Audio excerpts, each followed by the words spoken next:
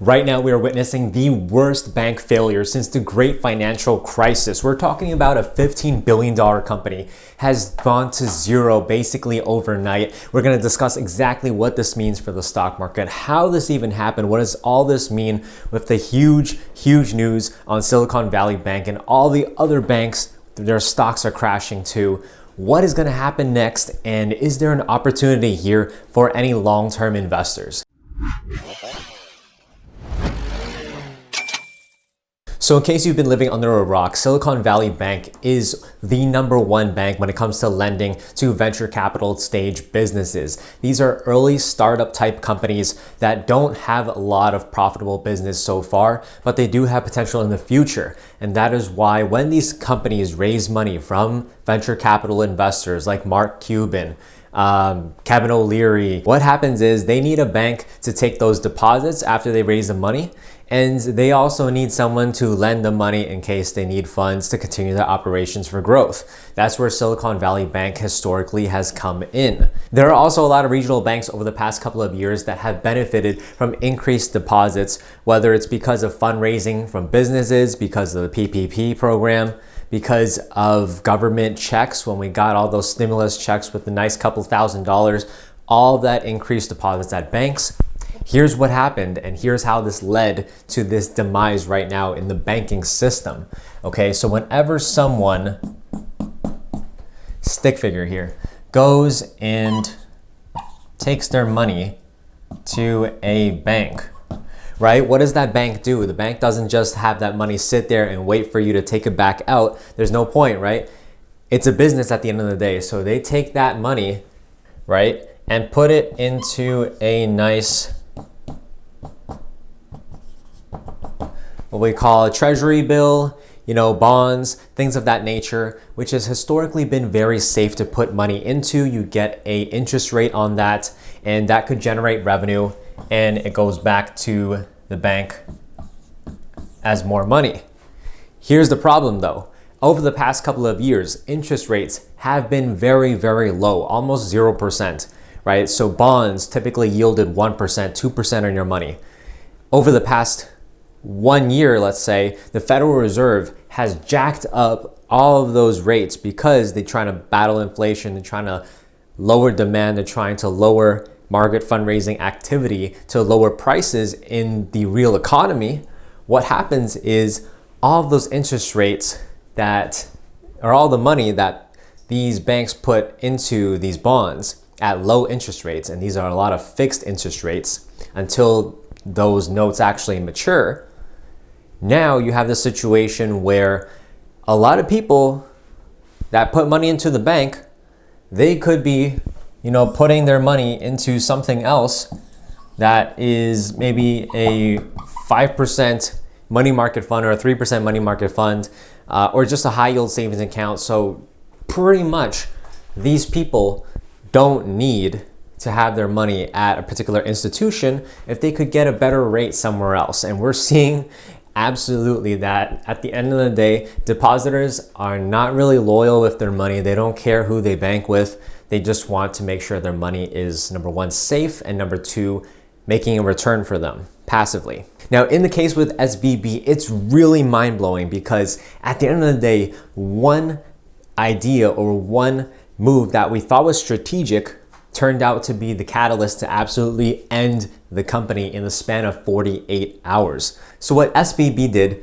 they have approximately a 21 billion tranche of bonds that they decided to get rid of because it was yielding maybe around 1%, 1.5%. These are approximate numbers, but essentially they wanted to get rid of it. They sold it at the market. They actually lost about $2 billion from doing so.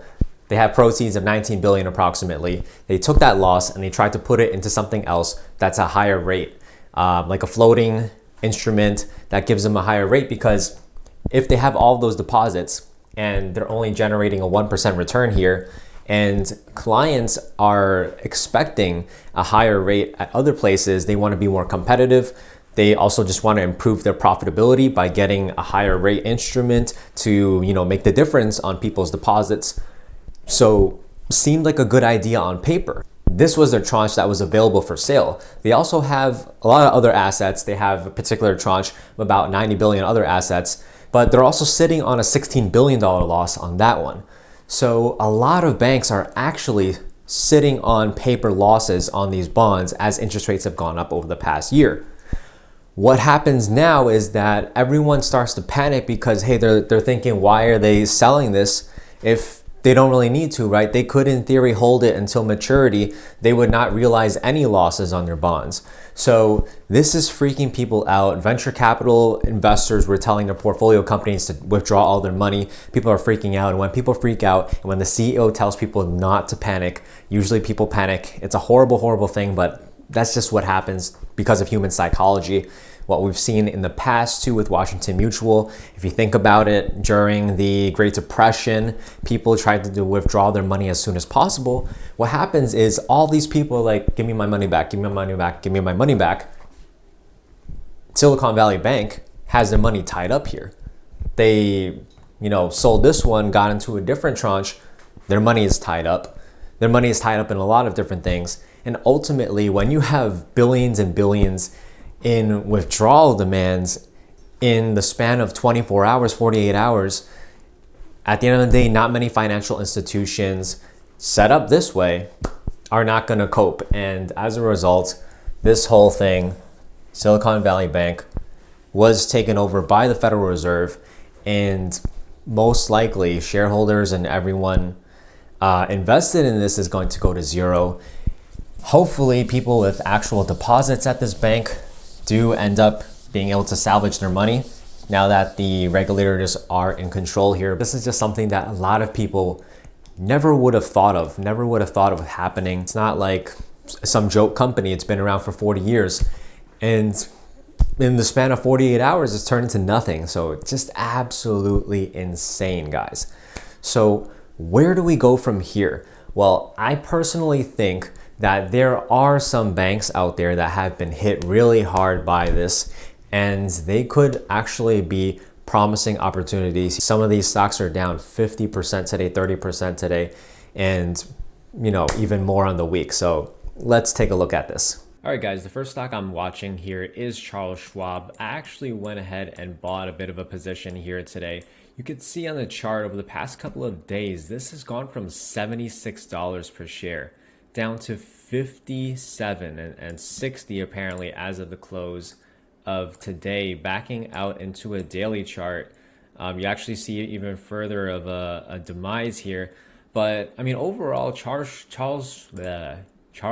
Schwab, has been on a really, really long-term uptrend. Aside from the early 2000s, you look at this and this has always been a pretty steady stock. And over the past year, Charles Schwab has actually had some really, really great business results. You look at the financial statements here, net revenue is up 17%, net income up 25%. And last year was not a good year for banks. Charles Schwab is not just a bank, really. It's also a broker, right? You trade stocks and you have wealth management. A lot of retirement plans are through it. TD Ameritrade is part of Charles Schwab after the acquisition in 2020. But the reason why Charles Schwab is down here is because of their seemingly similar bank deposit balances here. So you look at their mix of floating rate and fixed rate. Obviously, it doesn't take a rocket scientist to see that their fixed rate assets really suck. I mean, the net rate here is 0.69%.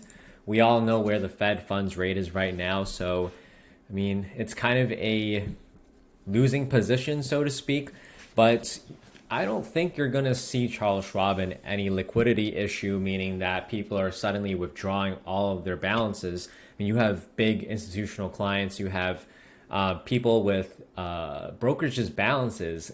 It doesn't really seem to make sense that people would suddenly pull all their money out of this institution. I don't think that they're in a rush to sell any of these. If you look at their balance sheet, it's very solid. It's like people are just dumping this stock along with the rest of the banks, remotely similar to SVB here. Tough situation for them, but I mean, you're buying into a profitable company. This company recently increased its dividend back in January, And the payout ratio is still only 24% for its 1.5% dividend. They have cash on the balance sheet. They have pretty stable business, right? If net income and revenue has grown when other companies has shrank over the past couple of years, I don't see a super big concern here. This has a PE ratio of 19, forward PE of 12, 22 billion in sales, 6 billion in net income, and you're buying at multi-year lows here. Looking at another asset here for signs of capitulation, a lot of these regional banks like Western Alliance have seen a huge drop over the past 48 hours. Today alone, this stock was as low as $30 per share. It closed close to $50 per share, which is insane. A 60% intraday move. But on the weekly, this was $76 per share just 48 hours ago once again. So it's absolutely mind-blowing. If you do have some stomach for all this situation, I think that this could be a buying opportunity for this stock as well. Hit multi-year lows, bounce from there in a huge, gigantic volume. I mean, all of these 8 times average volume here. And the fact that it finished way above the low here suggests that there are some buyers willing to get into this stock. Talking about Western Alliance and also First Republic, these do look like they have better balance sheets compared to Silicon Valley and better exposure to middle market businesses and even regular people, right? First Republic, let's start from there. First Republic claims that their average account size for consumer deposits are less than 200,000 and business deposits less than 500,000. So you're not seeing, multi-million, 100 million balances that are suddenly getting withdrawn like Silicon Valley. Technology-related deposits accounted for only 4% of the total. Western Alliance, it actually reported today total deposits were 61.5 billion. They did warn it would decline moderately from these levels due to seasonal and monthly activity, but not related to this whole fiasco. And they affirmed that their full year deposit growth forecast is going to be 13 to 17%. So they're actually planning to see an increase in deposits rather than a bank run where they're going to lose all their deposits. So that's a positive sign there. According to their press release as of yesterday, so of course things could have changed between yesterday and today, but cash held on the balance sheet approximately $2.5 billion. They have a couple tens of billions of dollars in credit facilities that they have not yet drawn on in case a bank run were to happen. But you look at held to maturity securities, that's less than 2% of assets. And of those securities, they are at a loss of 192 million. So really, they could sell all of those if they want to and barely take a negligible loss compared to 2 billion by Silicon Valley Bank. Overall, it looks like they're able to draw that money pretty simply, pretty easily, whereas Silicon Valley Bank was trapped in their position. And drawing attention to Western Alliance's chart, I mean, going back to the great financial crisis of around 08, this stock has only gone higher and higher from about $5 to a high of $125. Even if you look before the pandemic, right, this was a $60 stock. If you look at their financial performance, EPS growth over the past 5 years, 26%. Sales growth over the past 5 years, 26%. This company has been growing, and that's why that stock price has been going up over time as well. And this only trades at a PE ratio of 6, forward PE of 5. One thing I'm watching with a lot of these bank stocks is their book to share. So book is basically their assets minus liabilities, right? If you were to pay everyone back out of your assets, how much do you have left? So this company's book to share is about $47. So basically think of it as like the cash value, right, of this company, the equity. So it's trading pretty much at equity, meaning that everything else about this company, with its intellectual property, the reputation it has, all of the technology, so on and so forth, right, the relationships, is basically priced at zero. So I think there's a ton of upside if these do survive.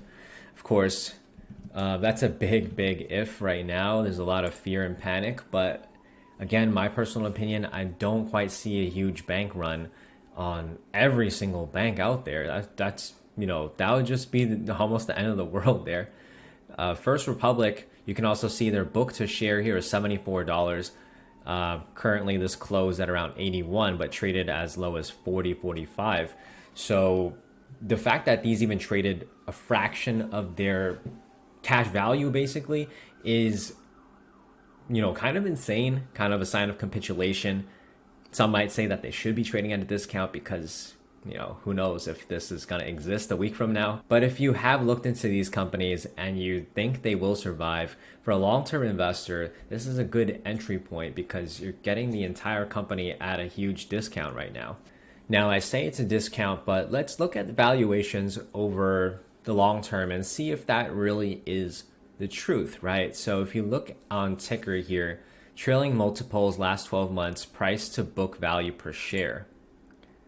Okay, if you look at the all-time chart here, this goes back about 5 years worth of data at least, you can see that book value per share has averaged about 2.3 times. It's a 2.3 multiple, as high as 3.3, as low as 1.2. Layering in PE ratio as well, you can see the mean PE ratio on First Republic Bank is 22 times. So this used to trade at a 22 multiple, now it's at 11. And as of today, it actually went down even more, right? So there is potentially, if these companies survive, 2x return on investment, in my opinion. I'll leave it off by saying back in 2008, right, Warren Buffett made a huge investment into Bank of America. That investment is now his second largest position in his entire portfolio. I'm not saying that these specific banks that I pointed out. Now, ultimately, guys, if you don't want to invest in these single stocks, what I personally suggest is go with the ETF. You have a lot of index funds that track the banking sector. XLF is a great example. You have a lot of high quality banks, not just regional banks, but the top 5-6 banks in the entire country. JP Morgan, Bank of America, Morgan Stanley. Those are some really high quality names. Let me know in the comments what you guys think. This is a really sad thing. Huge institution has absolutely collapsed. There are people with jobs that have pretty much lost them, hundreds or thousands of people. So hopefully this does not spread to the whole industry and the whole market for a long time. I personally don't think so, but who knows? We'll see. It's been a crazy 2022 last year, crazy 2023 so far. Who knows what's going to happen? But if you do want to keep up with the stock market, make sure to subscribe and check out my other videos, and I'll see you guys in the next one. Take care.